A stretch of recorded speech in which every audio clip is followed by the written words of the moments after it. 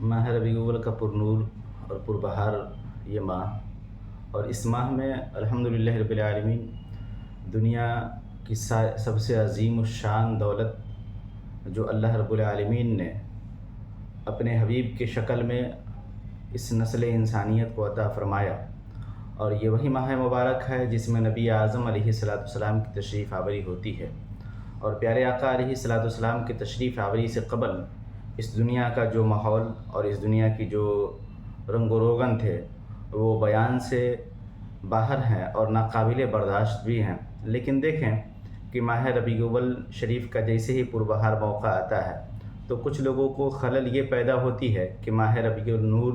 میں اللہ کے رسول علیہ السلام کی پیدائش ولادت کا ذکر کیوں کیا جائے۔ تو میرا ماننا اور میرا کہنا یہ ہے کہ کیا اللہ کے رسول علیہ السلام کی پیدائش اور ان کے مبارک ماہ اور ان کے مقدس ذات مبارکہ کی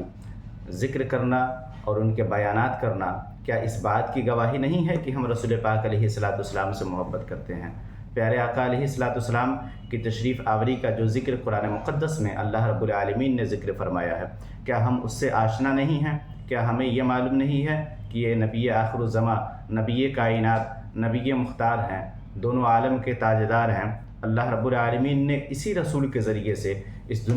دنیا کو پیدا فرمایا۔ نبی پاک علیہ السلام کی تشریف آوری سے قبل ہی اللہ رب العالمین نے ہمیں اور نسل انسانیت کو وجود بخشا۔ کیا ہمیں یہ معلوم نہیں ہے کہ پیارے آقا علیہ السلام کی تشریف آوری اگرچہ ناممکن ہوتی، اگرچہ کوئی وجہ نہ ہوتی نبی پاک علیہ السلام کی تشریف آوری کا، تو ہمارا اور آپ کا اور ساری دنیا کا کوئی وجود نہ ہوتا۔ اللہ رب العالمین نے خود اپنے قرآن مقدس میں ارشاد فرمایا کہ اے محبوب، اگرچہ آپ کو پیدا کرنا میرا مقصود نہ ہوتا تو میں دنیا کی کسی شے کو پیدا نہ کرتا۔ اللہ رب العالمین نے آگے یہ بھی ارشاد فرمایا کہ اے محبوب، اگرچہ آپ کو پیدا کرنا کوئی مقصود نہ ہوتا تو میں اپنی ربوبیت کا ظاہر نہیں کرتا۔ اس بات سے اور اس فرمان الہی سے ہمیں صرف اتنا پتہ چلتا ہے کہ اللہ کے رسول علیہ السلام کی ولادت مبارک ہمارے لیے باعث برکت ہے، اور جس رسول کی تشریف آوری کے لیے، جس رسول کی تشریف آوری کی خوشی میں،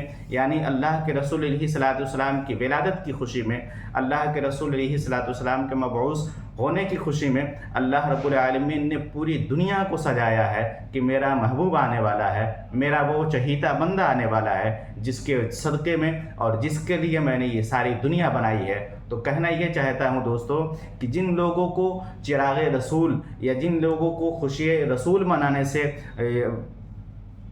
کوئی دقت ہے، کوئی پریشانی ہے، تو اس معاملے کو سیدھا اتنا سمجھیں کہ جس رسول کی تشریف آوری کے لیے اللہ رب العالمین نے ان کے ولادت سے قبل اتنے سارے انسانوں کو پیدا فرمایا، اور جس رسول کی تشریف آوری سے قبل اس زمین کو اتنے خوبصورت طریقے سے سجایا ہے، تو کیا یہ ہمارا حق، ہمارا فریضہ یہ نہیں بنتا ہے کہ اس رسول کی تشریف آوری کی خوشی میں ہر سنی مسلمان اپنے گھروں کو سجائے، اپنے در و دیوار کو سجائے، اپنے ٹولے محلے کو سجائے، اور عشق رسول پاک میں ولادت رسول کا ذکر ہر گھروں میں ہو، اور نبی پاک علیہ السلام کی پیدائش کا ذکر اپنے ماؤں، اپنے بہنوں کو بتائیں کہ ہمارے اور تمہارے رسول کے آنے سے قبل ہمارے معاشرے میں، ہمارے ماحول میں ہماری عورتوں کا، ہماری بہنوں کا، ہماری ماؤں کا کیسا عالم تھا۔ ہم انہیں یہ بتائیں، ہم انہیں یہ سمجھائیں کہ رسول پاک علیہ السلام اگر تشریف نہ لاتے تو اس دنیا میں بیواؤں کو زندگی گزارنے کا کوئی آسرا نہ تھا۔ اگرچہ میرے رسول تشریف نہ لاتے تو اس دنیا میں غریبوں کی کوئی عزت و وقار باقی نہ تھی۔ اگرچہ میرے رسول تشریف نہ لاتے تو اس دنیا میں کوئی ایسا انسان نہ بچتا جس کو ظلم و ستم کا سامنا نہ کرنا پڑتا۔ لیکن یہ میرے رسول کے آنے کی ہی برکت ہے کہ آج ایک بیوہ بھی فخر سے زندگی گزار سکتی ہے، آج ایک غریب مسکین انسان بھی اللہ کے رسول علیہ السلام کی دی ہوئی برکت سے اور اللہ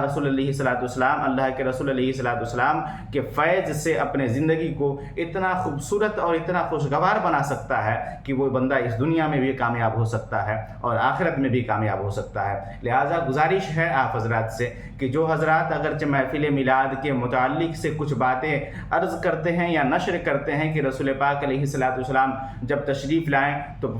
صحابہ کرام نے ولادت رسول کہاں منایا، صحابہ کرام نے کہاں کہاں گھروں کو سجایا، کہاں مسجدوں کو سجایا، تو اس وقت کی باتیں کچھ اور ہیں، اب کی باتیں کچھ اور ہیں۔ اس وقت اتنی ترقی یافتہ دور نہ تھی۔ اس وقت جو نمازی تھے، جو صحابی رسول تھے، ان کے نماز کا عالم یہ تھا کہ وہ ایک کچی مسجد میں نمازیں پڑھا کرتے تھے۔ لیکن آج اللہ کا فضل ہے کہ آج ہم ترقی یافتہ ہیں، ہمارے پاس مال و دولت ہے، ہمارے پاس ثروت ہے، بلندی ہے، ہر چیز ہے۔ اس کے وجہ میں آج ہم اچھی اور علیشان مسجدوں میں نماز پڑھتے ہیں، تو ہم اس کو کیا کہیں گے؟ نبی پاک علیہ السلام کا ذکر منانا اور خوشیاں بانٹنا اور خوشیوں کو تقسیم کرنا، ایک دوسرے کو مبارکباد دینا، یہ ہماری سنت نہیں ہے بلکہ یہ فرشتوں کی سنت ہے، یہ اللہ رب العالمین کے ذریعے سے ہے۔ اللہ رب العالمین تو کوئی عبادت نہیں کرتا، وہ پروردگار عالم ہر عبادت سے پاک ہے۔ لیکن دیکھیں قرآن مقدس میں اللہ رب العالمین نے ارشاد فرمایا کہ میں اور میرے فرشتے اس رسول پر درود بھیجتے ہیں، اس لیے اے ایمان والو تم بھی اس غیب بتانے والے نبی پر صلاۃ والسلام کا ہدیہ پیش کرو، درود پاک کا ہدیہ پیش کرو۔ یہ اللہ کے فرمان سے ظاہر ہے۔ تو ہمارا عقیدہ، ہمارا ایمان، ہماری سوچ و فکر اور ہماری تمام تر سوچنے کی جو صلاحیت ہے اسے اللہ کے رسول علیہ الصلوۃ والسلام کی محبت میں صرف کریں۔ کیا ہم اس بات کو بھول گئے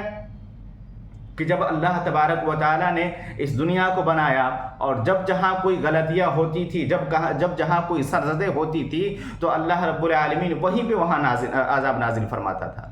لیکن یہ رحمت للعالمین جناب محمد عربی صلی اللہ تعالیٰ علیہ وآلہ وسلم کی تشریف آوری کی ہی برکت ہے کہ آج اس دنیا میں لوگ بڑے سے بڑے گناہ کر دیتے ہیں، لیکن اللہ رب العالمین اس رسول کے صدقے میں، اسی رسول کے صدقے میں ہم پر کوئی عذاب الہی نازل نہیں ہوتا ہے۔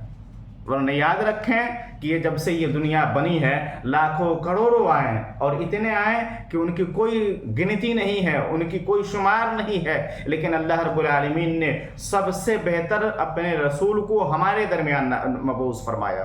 اور وہ رسول جس رسول کے صدقے میں اللہ رب العالمین نے اپنی ربوبیت کا اعلان کیا، جنت و دوزخ کا اعلان کیا۔ اگرچہ وہ رسول نہ آتا ہمارے درمیان تو ہمیں کیا پتا تھا کہ نبی پاک علیہ الصلوۃ والسلام جب ہمیں آ کر کے یہ بتائیں کہ اللہ ایک ہے تو ہم نے جانا کہ اللہ ایک ہے۔ اس رسول نے ہمیں بتایا کہ جہنم بھی ہے، جنت بھی ہے، دوزخ بھی ہے، اور جنت میں ساری بہاریں بھی ہیں، جنت میں یہ سارے عذابات بھی ہیں، تب ہم نے جانا کہ واقعی میں یہ ساری چیزیں ہیں۔ ورنہ ہمیں کیا پتا تھا کہ جنت کسے کہتے ہیں، دوزخ کسے کہتے ہیں، قرآن کسے کہتے ہیں، رب کا فرمان کسے کہتے ہیں، رب کس کو کہتے ہیں۔ ہم تو ایسے تھے کہ اپنے گھروں میں اور اپنی عبادت خانوں میں بتوں کو رکھ کے پوجا کیا کرتے تھے، لیکن یہ اسی رسول کی برکت ہے، یہ اسی رسول کی تشریف آوری کی برکت ہے جس رسول نے ہمیں اس کالے کوٹھڑی سے نکال کر کے اللہ اور اس کے رسول کے حضور میں حاضر کیا کہ تمہارا شیوا اور تمہاری عبادتیں کسی اور کے لیے نہیں ہو۔ ایسا نہ ہو کہ تم اونچے پہاڑ کو دیکھو اس کے لیے سجدہ ریز ہو جاؤ، ایسا نہ ہو کہ تم اونچے سورج کو دیکھو اور اس کے لیے سجدہ ریز ہو جاؤ، نہیں، بلکہ تم جس کی عبادت کرنا چاہتے ہو وہ مالک برحق ہے، وہ پروردگار عالم ہے، تم اس کی عبادت کرو۔ اگر یہ رسول تشریف نہ لاتے تو ہمیں اس بات کا قطعی اور کبھی علم نہ ہوتا کہ اللہ کے رسول علیہ الصلوۃ والسلام جس طریقے سے ہمیں دین پر پختہ فرمایا ہے، اللہ کی ذات مقدس کی پیروی کے لیے جس طریقے سے ہمیں آمادہ کیا ہے، ہمیں بتایا ہے، اس طریقے سے آج ہم گامزن ہیں، یہ اللہ اور اس کے رسول کا فضل ہے۔ اور یہ بھی تو ایک نعمت ہے نا کہ اتنی ساری مذاہب ہیں اس دنیا میں، اس سرزمین، اس خاکدان گیتی پر، لیکن اللہ رب العالمین نے ہمیں ہی پسند فرمایا کہ آپ میرے نبی کی امتی بنیں۔ کیا حضرت موسیٰ کا دعا یاد نہیں کہ حضرت موسیٰ نے دعا فرمائی کہ مولا تو اپنے رسول کی امتی میں ہمیں پیدا فرما۔ ایک پیغمبر، ایک نبی کی اتنی تمنا ہے کہ مولا اس رسول کے امتی میں ہمیں پیدا فرما جو تیرا محبوب رسول ہے، اور وہ رسول ہمیں اللہ رب العالمین نے تحفہ کے طور پہ دیا ہے، تو ہمارے اعتراض ہوتے ہیں کہ ہم محفل میلاد نہ منائیں اور دنیا کی ساری عیاشیاں کرنے کے لیے ہم بے چین و بیتاب رہتے ہیں، اس میں ہمارا کوئی مسئلہ نہیں ہے۔ لیکن جب باری آتی ہے کہ رسول کا عشق ظاہر کیا جائے تو ہمیں شریعت نظر آتی ہے، ہمیں شرک و بدعت نظر آتے ہیں۔ جس شرک و بدعت کی کھیل کھیلے جا رہے ہیں، اگرچہ رسول پاک علیہ الصلوۃ والسلام کی تشریف آوری نہ ہوتی تو یہ گمراہ فرقہ یہ تک نہ جان پاتا کہ شرک و بدعت کسے کہتے ہیں، قرآن و حدیث کسے کہتے ہیں۔ اور جس قرآن سے اخذ کر کے یہ آیت کریمہ پیش کرتے ہیں، آپ پورے قرآن کا مطالعہ کریں، اللہ رب العالمین نے صرف اپنا اور اپنے رسول کا ذکر فرمایا، اور دنیا والوں کے لیے اور دنیا کے لیے مسائل راہ بنایا اس قرآن مقدس کو، اور آج ہم اسی کا یہ کرتے ہیں۔ جس حدیث کو ہم پیش کرتے ہیں کہ بھائی رسول اللہ علیہ الصلوۃ والسلام کے زمانے میں یہ چیزیں نہ تھیں، یہ چیزیں نہ تھیں، تو میرا کہنا اور میرا ماننا ہے یہ ہے کہ ہم بھی تو اس وقت نہیں تھے ان کے زمانے میں، تو کیا ہم بھی شرک و بدعت ہیں؟ نہیں دوستو، ان ساری چیزوں سے بچیں اور اللہ کے رسول علیہ الصلوۃ والسلام کے عشق میں اپنے آپ کو ڈھالیں، سانچے میں ڈھالیں اور خود اچھا بن کے دکھائیں، ایک سچا پکا مومن مسلمان مسلک اعلیٰ حضرت کے پیروکار بن کے دکھائیں، تب جا کر کے یہ زندگی کامیاب ہوتی ہے۔ گزارش ہے آپ حضرات سے کہ اگر یہ ویڈیو اچھی لگے تو آپ حضرات اسے لائک، شیئر اور کمنٹ ضرور کریں، اور اچھی باتیں شیئر کرنا اور لوگوں کو بتانا اور پہنچانا ایک ثواب جاریہ ہے، لہٰذا آپ حضرات سے گزارش ہے کہ آپ حضرات اس کو ضرور فالو کریں۔